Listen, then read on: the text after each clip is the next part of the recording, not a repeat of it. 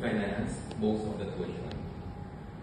I begged my parents, who agreed to support me however way we can. And I looked at my easy savings account, pulled from miserable fees from ghetto projects. The sum was still not enough for a 3-year course, art materials, and the living expenses in New York City, which was then the center of the universe. It was for this reason that my friend Tess Francis advised me to apply for an Asian Cultural Council grant. The ACC miraculously agreed to cover my living expenses.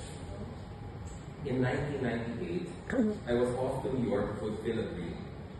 And for the next 2 years, the ACC decided to continue its annual support, which went beyond finances.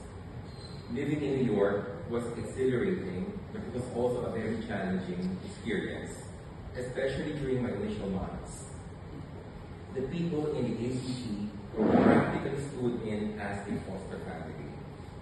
I will never forget the warmth and kindness of Ralph Samuelson and Cecily Cook. They were always at the ready to redeem me from impossible scenarios, including the time my campus housing reservation was cancelled and the threat of living in the streets of New York was so real.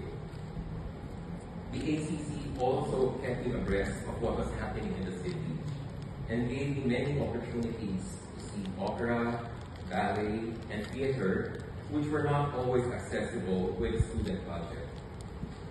It also created a network amongst grantees, which allowed me to meet other artists in Asia. This international network would later pave the way for me to work in many productions in Singapore, Taiwan, and Japan. As I look back at the late 1990s, I realized how truly blessed I was to be supported wholeheartedly in my dream. Through the generosity of a person who didn't know me at all. Maraming salamat, Josie.